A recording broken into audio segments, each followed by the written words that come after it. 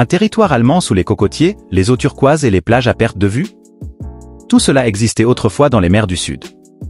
Dans notre série sur les colonies allemandes, nous nous sommes déjà penchés sur la colonie chinoise, mais cette fois-ci, nous nous rendons dans un endroit encore plus lointain, le Pacifique Sud.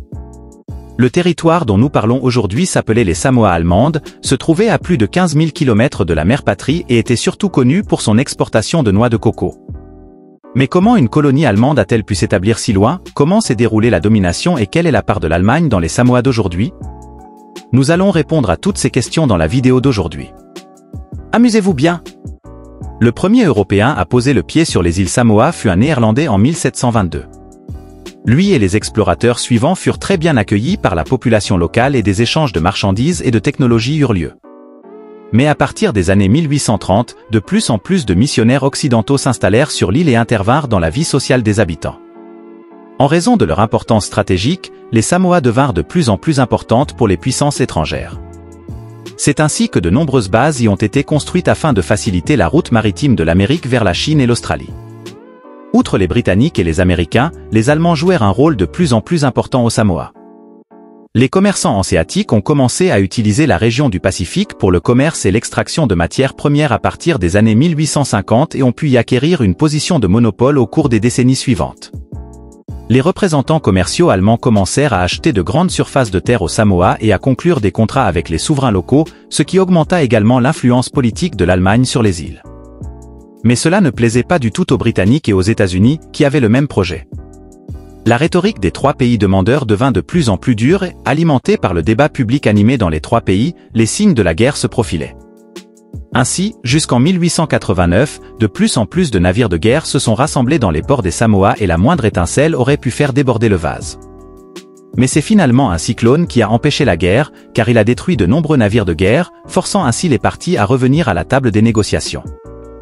C'est ainsi qu'en 1889, le royaume de Samoa, officiellement indépendant, fut proclamé, mais en réalité sous l'administration conjointe de l'Allemagne, des États-Unis et de l'Empire britannique. Il était toutefois prévisible que cette administration commune ne pourrait pas durer longtemps. Une guerre civile a éclaté assez rapidement, à la suite de laquelle les États-Unis ont annexé la partie orientale de l'archipel samoan et les Allemands la partie occidentale. Les Américains possèdent d'ailleurs toujours leur colonie, qui est un important territoire extérieur des États-Unis sous le nom de Samoa américaine.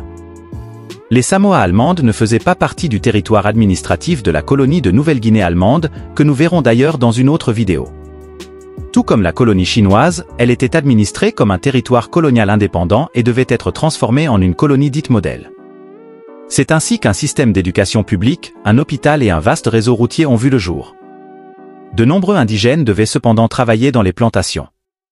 De plus, de nombreux travailleurs d'autres régions d'Asie, notamment de Chine, ont été amenés aux Samoa pour travailler dans des conditions difficiles dans les plantations de cocotiers. Dans l'ensemble, la domination s'est déroulée de manière très pacifique par rapport à la plupart des autres colonies et les Allemands ont accordé aux autochtones une grande liberté dans la gestion des affaires intérieures. Les Allemands économisaient ainsi des frais administratifs et la colonie était la seule, avec le Togo, à pouvoir exister sans subvention de Berlin. Mais quelques semaines seulement après le début de la Première Guerre mondiale, la domination allemande prenait déjà fin. Le territoire étant tout simplement trop éloigné, l'administration coloniale allemande décida d'abandonner la colonie sans combattre, ce qui permit à la Nouvelle-Zélande d'entrer dans la capitale avec de nombreux croiseurs de combat et d'occuper le territoire. Ce n'est qu'en 1962 que Samoa obtint son indépendance de la Nouvelle-Zélande et devint dès lors un État à part entière. Mais que reste-t-il de la domination allemande ? Du côté des Samoa, l'époque coloniale allemande est aujourd'hui considérée comme une période juste et pacifique, durant laquelle les autochtones et les colons allemands ont coexisté en paix, ce qui s'explique notamment par le fait que la domination néo-zélandaise qui a suivi a été beaucoup plus brutale. Il existe encore aujourd'hui une petite communauté allemande qui est fière que la seule bière de Samoa soit brassée selon la loi de pureté. Et presque tous les bâtiments allemands sont encore debout aujourd'hui. Par exemple l'école allemande, l'hôpital et les immenses entrepôts de la Hamburger Plantagengesellschaft. Connaissiez-vous la colonie allemande dans le Pacifique Sud ou y êtes-vous déjà allé? N'hésitez pas à le faire savoir dans les commentaires.